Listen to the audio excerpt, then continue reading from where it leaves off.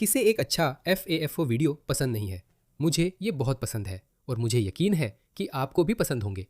इसीलिए आपको ये वीडियो बहुत पसंद आएगा, क्योंकि हर काम का नतीजा होता है जैसी करनी वैसी भरनी। और पश्चिमी देशों में लोगों का एक समूह है, समाज का एक वर्ग है, एक गुट है जो सोचता है कि इस्लामवादियों के साथ मिलकर उनके पास दुनिया को सुधारने या बेहतर बनाने का बेहतर मौका है। क्या ये हैरान करने वाली बात नहीं है? आप सोच रहे होंगे, ये लोग कौन हैं? क्या इनमें हिंदू यहूदी हो सकते हैं? कौन जानता है, ये वामपंथी समाजवादी वोक्स है। मैंने इसे 2018 या 19 में ही नापाक गठजोड़ कहा था, लेकिन बाद में मुझे पता चला कि मैं कोई जीनियस नहीं था जिसने ये कहा था। और भी लोग थे जो ऐसी ही बातें पहले से बता रहे थे, लेकिन असल में ये शब्द कोई 3 दशक पहले किसी और ने गढ़ा था, ईरानियों ने, क्योंकि उन्होंने खुद अनुभव किया था कि जब आप इस्लामवादियों के साथ मिल जाते हैं तो क्या होता है। क्या आपने कभी सोचा है कि मुस्लिम दुनिया में कम्युनिज्म कभी सच में क्यों नहीं फला फूला? क्या आपने कभी सोचा है कि ऐसा क्यों है? मेरा मतलब है, कम्युनिस्ट कट्टर और आक्रामक होते हैं और उन्होंने दिखा दिया है कि उनकी खून की प्यास की कोई सीमा नहीं। वे कम्युनिस्ट एजेंडा के लिए लाखों लोगों की हत्या कर सकते हैं। लेकिन ऐसा क्यों है कि यह कभी भी मुस्लिम दुनिया में अपनी मजबूत पकड़ नहीं बना सका? खैर, पाकिस्तान में एक कम्युनिस्ट पार्टी थी, बांग्लादेश में भी एक कम्युनिस्ट पार्टी थी, कई मुस्लिम देशों में कम्युनिस्ट पार्टियां थी। लेकिन सोचिए, वहां पहले से ही एक दानव था, वो है इस्लाम। इस्लाम एक बहुत ही प्रभावशाली आक्रामक विचारधारा है। एक समय था जब यह मध्यमार्गी, धर्मनिरपेक्ष नहीं बल्कि मध्यमार्गी लोकतांत्रिक ताकतों के आगे झुक गया था। बांग्लादेश और पाकिस्तान में कुछ हद तक लोकतंत्र है, जो मुख्य रूप से ब्रिटिश उपनिवेशवाद का परिणाम है। लेकिन अगर इस्लाम पूरी तरह हावी होता तो आज के मुस्लिम देश और भी बुरे होते।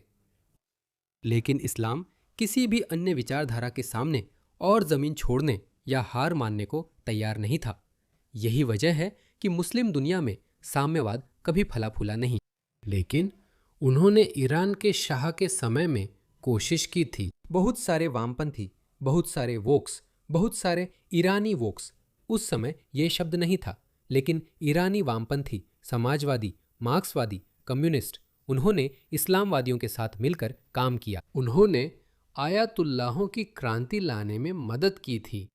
और इसे देखिए, ये उस समय की 2 वामपंथी, वोक, समाजवादी, मार्क्सवादी ईरानी महिलाओं की बहुत प्रसिद्ध फोटो है।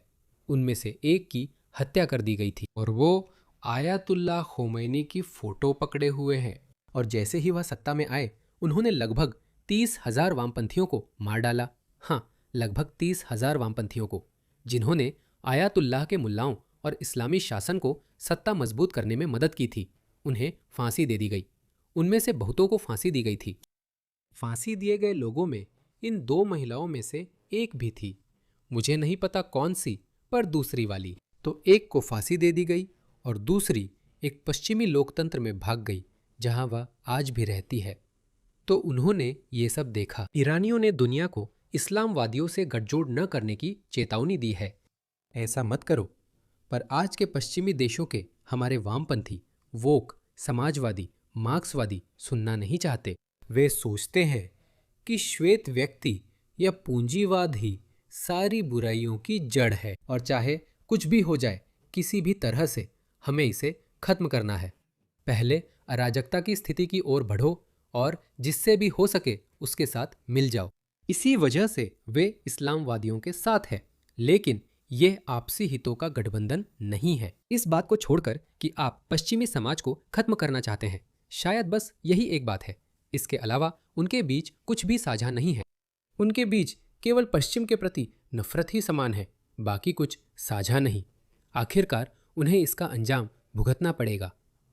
अब मैं आपको कुछ फाफोस दिखाऊंगा। हमने पहली बार इस अपवित्र गठबंधन में दरारें लगभग 2 साल पहले देखी थी, लेकिन मैंने इसे कवर किया था। ये द गार्जियन में छपा था, जो एक वोक समाचार माध्यम है।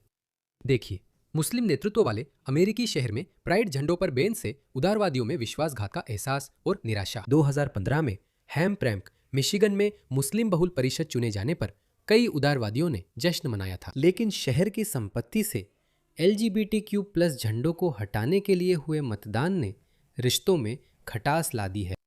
किसे उम्मीद थी कि ऐसा होगा? ये सच में 2015 में हुआ। इसीलिए हम उन्हें बताते हैं कि अगर इस्लामवादियों की चलती तो ये LGBTQ लोग फांसी की सूची में सबसे पहले होते। ये लोग इतने बेवकूफ़ हैं कि उनकी मंजिल पाने में मदद कर रहे हैं। जितने क्रूर, बर्बर और कट्टर कम्युनिस्ट होते हैं, इस्लामवादी उनसे एक कदम आगे होते हैं।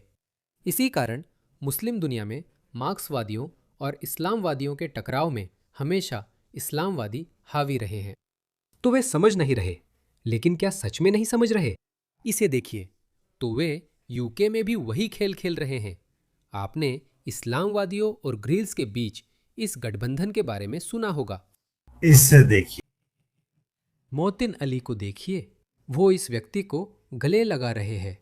तो यह व्यक्ति एक ट्रांसजेंडर महिला है, तो स्वाभाविक रूप से जैविक पुरुष ने ऐसा लगता है कि ब्रेस्ट ऑगमेंटेशन सर्जरी करवाई है, ब्रेस्ट इम्प्लांट्स लगवाए हैं ताकि वह औरत जैसी दिख सके, लेकिन वह असल में औरत नहीं है। मुझे नहीं पता कि उनके सर्वनाम क्या है, तो मैं बस इट कहूँगा, ही या हर नहीं।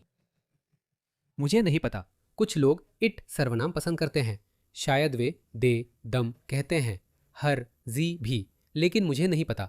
ऐसे तो करीब 50 तरह के सर्वनाम हैं। खैर, मुझे फर्क नहीं पड़ता। मैं उसे शुभकामनाएं देता हूँ, लेकिन देखो, वह उसे गले लगा रहा है। वह सच में मानता है कि यह ट्रांसजेंडर व्यक्ति एक पुरुष है, क्योंकि मुसलमान जैसे एक कट्टर इस्लामी मुसलमान जैसे मोहसिन अली, वह कभी भी किसी महिला से हाथ भी नहीं मिलाएगा। वह नहीं मिलाएगा, वह इतना कट्टर है। उसे देखो तो ग्रीन पार्टी का एक सदस्य मस्जिद में या उस इलाके में जहां मस्जिद थी प्रचार करने और ग्रीन पार्टी के पर्चे बांटने गया। सुनिए वहां क्या हुआ। असल में इससे पहले कि मैं आपको वह सुनाऊं, इसे देखिए किस तरह मुसलमान मुस्लिम डायस्पोरा को ग्रीन पार्टी को वोट न देने के लिए हतोत्साहित कर रहे हैं। ग्रीन पार्टी स्व पहचान वाले जेंडर कानूनों का समर्थन करती है, यानी कोई भी, जैसे मैं या 6 फुट के दाढ़ी वाले शकील, खुद को महिला कह सकता है। बिल्कुल, डेंटन और बोल्टन में सभी को ये याद रखना चाहिए कि जो मुसलमान ग्रीन पार्टी का समर्थन करता है, उसने विरोध स्वरूप वोट दिया था। हमें समझना चाहिए कि ग्रीन पार्टी की नीतियां तो लेबर पार्टी की नीतियों से भी कहीं आगे हैं। हमें ऐसे स्वतंत्र उम्मीदवार चाहिए जो अपने लोगों के लिए बोलें, न कि लंदन में महंगे सूट पहनने वाले। यहाँ सुरक्षा से जुड़े मुद्दे हैं और नैतिक मुद्दे भी हैं। महिलाओं के खेलों में पुरुष भी भाग ले सकते हैं। महिलाओं की जगहों शौचालयों में पुरुष अंदर जा सकते हैं। क्या ये वामपंथी जो इन लोगों से गठजोड़ करना चाहते हैं समझते हैं कि ईसाई धर्म की पारंपरिक मान्यताओं जैसे LGBTQ विरोध या महिलाओं के लिए अलग जगहों से उन्हें दिक्कत है, जबकि मैं भी इन पर विश्वास करता हूँ। परिवार की पारंपरिक मान्यताओं से ये लोग कहीं आगे हैं। यह मध्ययुगीन या उससे भी पुराने ईसाई धर्म का स्तर है और ये लोग और भी कठोर हैं। अगर इनकी चलती तो आपको छतों से फेंक देते, लेकिन ये समझते नहीं। गेज फॉर गाजा बहुत बेवकूफ़ी है। ये छोटी मोटी चिंताएं नहीं है, ये समुदाय और उससे आगे के लिए बड़ी चिंताएं। और हम ग्रीन पार्टी और हर उस पार्टी की हर नीति की पहचान करते रहेंगे जो आपके नैतिक और दार्शनिक विश्वासों के खिलाफ जाती है। इसे याद रखिए। इसे याद रखिए, हमेशा कहिए, इसे याद रखिए। खैर, तो इसमें हर किसी के लिए एक सबक है, यहाँ तक कि लेबर पार्टी के लिए भी, खासकर ऑस्ट्रेलिया की लेबर पार्टी के लिए, कि चाहे आप उन्हें कितना भी खुश करने की कोशिश करें, उनके लिए कितना भी झुक जाएं या उनकी चापलूसी करें या उनके पीछे भागें, जब उनकी तादाद काफ़ी हो जाएगी वे आपके लिए वोट नहीं करेंगे। वे आपसे नफरत करते हैं। लेफ्टियों के पास पश्चिमी सभ्यता के प्रति अपनी आपसी नफरत के अलावा, उस सामान्य आधार के अलावा, उनके बीच कुछ भी समान नहीं है। उनका मेल ज़्यादातर कट्टर ईसाइयों से है। वैसे कट्टर ईसाई धर्म नाम की कोई चीज़ नहीं है। मेरा मतलब है, जैसे पारंपरिक ईसाइयों ने पश्चिमी सभ्यता को आकार देने में अहम भूमिका निभाई है, जिसे मैंने पहले भी स्वीकार किया है। इस बात को कम करके आंकना, इसे नज़रअंदाज करना, पश्चिमी सभ्यता के लिए विनाशकारी परिणामों का कारण बना है। इसी कारण नास्तिक पश्चिमी ईसाइयों का साथ दे रहे हैं और हमारे वोक नास्तिक इस्लामवादियों का साथ दे रहे हैं।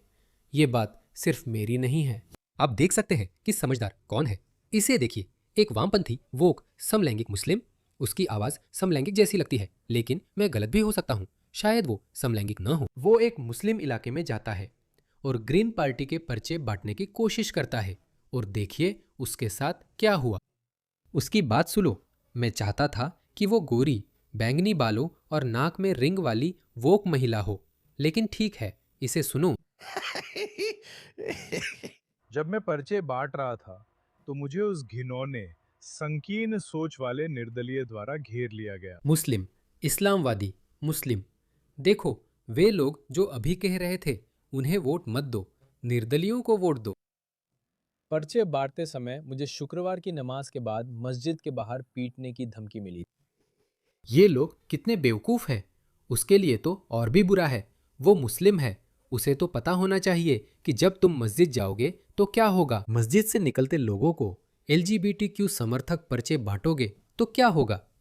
जैसे कोई बैंगनी बालों वाला वोक सन की ऐसा करे। मैं कह सकता हूँ, हे भगवान, तुम्हें हमारे वीडियो देखने चाहिए थे कि हम कौन हैं। लेकिन एक मुस्लिम वही कर रहा है, उसी संस्कृति में पला बड़ा है, फिर भी इतने बेवकूफ़ कैसे हो सकते हैं। देखो, ये कनाडा से एक पुराना वीडियो है, लेकिन बहुत अच्छा है। ठीक है, हम यहाँ हैं फिलहाल प्रदर्शन में। हमारे पास कुछ ईसाई हैं जो मुसलमानों के साथ मिलकर LGBTQ प्रचार के खिलाफ एकजुट हो रहे हैं। LGBTQ झंडों को रौंदा जा रहा है। मैं LGBTQ झंडे का अपमान नहीं करूंगा। विश्वविद्यालय में समलैंगिक अधिकारों का समर्थन किया था और आज भी विवाह समानता के पक्ष में हूं। और आप जानते हैं, दो समलैंगिक लोग जो भी करना चाहते हैं वो करें। मैं समझता हूं कि इसका हमें एक समाज के रूप में हमें इसके कुछ परिणाम भुगतने पड़ते हैं, लेकिन मैं दो सहमति देने वाले वयस्कों के अपने घर की प्राइवेसी में जो भी करना चाहे उसके खिलाफ नहीं हूं। मुझे कोई फर्क नहीं पड़ता, लेकिन वो लोग इन लोगों के साथ मिलकर जो कर रहे हैं उसे देखिए। यहाँ छोटे बच्चे अपने अरब माता पिता के साथ हैं और वे यहाँ विरोध प्रदर्शन में प्राइड झंडे को रौंद रहे हैं। अरब समुदाय। लेकिन मैं इसका आनंद ले रहा हूँ। माफ कीजिए, मेरा कहने का यही मतलब था। मैंने समलैंगिक अधिकारों का समर्थन किया है, लेकिन मैं इसका आनंद ले रहा हूँ। अगर मैं कहूँ कि यह भयानक है तो मैं झूठ बोलूंगा। मैं इसकी निंदा नहीं करता। आगे बढ़िए, कृपया ऐसा कीजिए, कृपया और कीजिए। हम और चाहते हैं ऐसा। मुझे लगता है ये वोक लोगों को संदेश दे रहा है कि वे इसे स्वीकार नहीं कर रहे हैं। देवियों और सज्जनों, ये बंद करो। क्या आप आज कोई संदेश देना चाहेंगे? अपने बच्चों को अकेला छोड़ दे। अपने बच्चों को अकेला छोड़ दो क्या? वो कहती हैं बच्चों को अकेला छोड़ दो। देवियों और सज्जनों, बच्चों को अकेला छोड़ दो, ठीक है? बच्चों को अकेला छोड़ो, मैं भी यही मानता हूँ। फिर वो अपने लोगों को कैसे नहीं जान सकता? कितना मूर्ख है। और उनकी मुख्य बात जो वो बार बार कहते थे, वो यही कहते थे, तुम लोग गे पार्टी हो, तुम लोग LGBT का समर्थन करते हो। आमिर खान ने मुझसे सीधे कहा, तुम लोग LGBT का समर्थन करते हो, ये घिनौना है। उनके पर्चों में AI से बनी तस्वीरें हैं और लिखा है, ग्रीन को वोट देने से पहले सोचो। शुरुआत में ही LGBT की बातें हैं। वे मुझे धमका या पीटने की बात कर सकते हैं। मैं उनके अल्पसंख्यक अधिकारों के लिए वैसे ही लड़ूंगा जैसे LGBTQ के लिए लड़ता हूँ। बेवकूफ। बेवकूफ। ये लोग ये नहीं समझते। मुझे लगता है कि इन्हें लगता है कि ये तार्किक रूप से सुसंगत है, लेकिन असल में ये जो कर रहे हैं वो बुनियादी तौर पर विरोधाभासी है। आप एक समलैंगिक व्यक्ति के रूप में या नस्ली अल्पसंख्यक व्यक्ति के रूप में या जो भी हो, एक समलैंगिक व्यक्ति के रूप में आप किसी समाज का समर्थन नहीं कर सकते। आप उस समाज के अधिकारों के लिए नहीं बोल सकते जो आपको दबाता है। जैसे एक पूर्व मुस्लिम होने के नाते मैं इस्लामिक समाज बनाने में मदद नहीं कर सकता। मैं समझ सकता हूँ कि दूसरे मुस्लिम भी उसके शिकार हो सकते हैं, और दूसरे मुस्लिम, आप जानते हैं, किसी बाहरी व्यवस्था के तहत भी पीड़ित हो सकते हैं। सिर्फ मुस्लिम व्यवस्था में ही नहीं, बल्कि पश्चिमी व्यवस्था में भी एक मुस्लिम को भी कष्ट झेलना पड़ सकता है। आप घृणा अपराध के शिकार भी हो सकते हैं। मैं यह समझता हूँ, लेकिन फिर भी मैं किसी एक मुस्लिम व्यक्ति का समर्थन कर सकता हूँ, लेकिन मैं किसी ऐसे विचार या राजनीतिक आंदोलन का समर्थन नहीं कर सकता जो मेरे अस्तित्व या मेरी जिंदगी को खतरे में डाले। तो यह बुनियादी बात है। इसीलिए जब आप कहते हैं गाजा के लिए गे, तो पश्चिमी गे लोग गाजा के लिए आवाज़ नहीं उठा सकते या नहीं बोलना चाहिए। इसका मतलब ये नहीं कि आप गाजा के लोगों को पीड़ित नहीं मानते। वे उस युद्ध के शिकार हैं जिसे उनके लोगों ने शुरू करने में भूमिका निभाई है। आप ये समझ सकते हैं कि बच्चे मारे जा रहे हैं या लोग मर रहे हैं, लेकिन आपको व्यापक नजरिया अपनाकर कहना होगा कि मैं ऐसा समाज नहीं बना सकता जहां मेरे जैसे लोग सताए जाएं। इसीलिए ईरानी लोग नहीं, उन्हें पता था कि उनके लोगों पर बम गिर रहे हैं, उन्हें पता था कि मासूम लोग मरने वाले हैं। वे बोले, हम समझते हैं, पर ईरान का इस्लामी शासन का समर्थन नहीं कर सकते क्योंकि वह देश को गुलाम बनाती है। आप विरोधाभास देख रहे हैं। वे कह सकते थे, ये लोग जो मेरी तरह दिखते हैं वैसे ही उड़ाए जा रहे हैं जैसे आप अमेरिकी या इजरायली बमों से करते हैं। हाँ, ये छोटी कीमत है जो चुकानी पड़ती है। आपको बड़ी तस्वीर देखनी चाहिए, लेकिन ये लोग नहीं समझते। मैं उनके अधिकारों के लिए बोलता हूँ, जैसे LGBTQ के लिए, पर यह भी बेवकूफ़ी है। उनके अल्पसंख्यक अधिकारों के लिए, उसी तरह जैसे मैं LGBTQ अल्पसंख्यक अधिकारों के लिए लड़ूंगा, क्योंकि मैंने इतिहास पढ़कर और समझकर ये सीखा और जाना है। जिस पल आप सरकार को या किसी भी समूह को चुनने और छांटने की छूट देते हैं, उसी पल एक समूह समाज के लिए असुरक्षित हो जाता है और उन्हें बलि का बकरा बनाया जा सकता है। नहीं, मुख्य शब्द है बलि का बकरा बनाना। जब 90% आतंकवादी गतिविधियां समाज के एक छोटे प्रतिशत से आती हैं, तो इसे बलि का बकरा कहना कैसे सही है?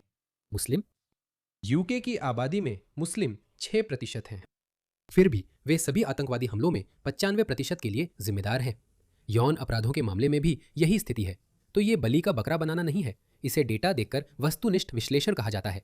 डेटा कभी झूठ नहीं बोलता। कोई भी अन्य अल्पसंख्यक समूह सुरक्षित नहीं है और अल्पसंख्यक अधिकार सभी की सुरक्षा के लिए है। हम एक दूसरे के साथ सह अस्तित्व में रह सकते हैं। ये मायने नहीं रखता कि कोई किससे प्यार करता है, ये मायने नहीं रखता कि कोई अपने बेडरूम में क्या करता है। और मुस्लिम दृष्टिकोण के अनुसार भी कुरान में लिखा है कि आप किसी पर कोई चीज जबरदस्ती नहीं थोप सकते। वे भी आप पर कोई चीज जबरदस्ती नहीं थोपते। वह एक बेवकूफ है। यह सब बकवास है। जिस कुरान की आयत का वे बार बार इस्तेमाल करते हैं वह मनसूख मानी जाती है। हम साथ रह सकते हैं, और यहाँ तक कि मेरे द्वारा मुस्लिम मुद्दा उठाना भी बस उनके जाल में फंसने जैसा है, क्योंकि नॉर्थ ईस्ट लंदन में मुसलमानों और समलैंगिक लोगों के बीच कोई बड़ी दुश्मनी नहीं है। ये इस्लामोफोबिक बात गढ़ी गई है। नॉर्थ ईस्ट लंदन में मुसलमानों और समलैंगिकों में कोई खास दुश्मनी नहीं है। वो तो एक बनाई हुई बात है। क्या बेवकूफ है। हाँ, ये लोग अपने नैतिक दंभ में डूबे हैं दोस्तों। वे समझते नहीं है, अगर आप मुस्लिम समाज बनाने में मदद करते हैं तो समलैंगिक व्यक्ति के रूप में वहां कभी फल फूल नहीं सकते। ऐसा नहीं होगा, ऐसा कभी नहीं होगा। यही कारण है कि अगर आपने अफगान प्रतिरोध यानी तालिबान का समर्थन किया था अमेरिकी अफगान युद्ध या उस समय के आतंक के खिलाफ युद्ध के दौरान, आप असल में एक इस्लामिक समाज बना रहे थे, उसे बनाने में मदद कर रहे थे। और देखिए उस इस्लामिक समाज में क्या हो रहा है। महिलाएं जोर से बोल भी नहीं सकती, महिलाओं की आवाज बाहर तक नहीं जा सकती। अगर उनकी आवाज बाहर सुनाई दे तो उन्हें सजा मिलेगी। मुझे लगता है महिलाएं प्राथमिक शिक्षा के बाद आगे नहीं पढ़ सकती, और प्राथमिक शिक्षा भी घर पर महिलाओं से ही ले। तो आप जानते हैं, महिलाओं के लिए कोई हाई स्कूल शिक्षा नहीं है, या निश्चित रूप से कोई विश्वविद्यालय शिक्षा नहीं है, क्योंकि वे अमेरिका से नफरत करते थे, वे पश्चिम से नफरत करते थे, और अमेरिका के प्रति अपनी नफरत में वे तालिबान का समर्थन कर रहे थे। अपने समर्थन के सीधे परिणाम को देखिए। लेकिन ये लोग आगे बढ़ जाते हैं, उन्हें परवाह नहीं है। इसी वजह से गाजा अफगानिस्तान 2.0 यानी एक इस्लामी नर्क बन जाएगा। मैं इसका समर्थन नहीं कर सकता, हालांकि जानता हूं कि कई लोग मारे गए और दुख झेला है।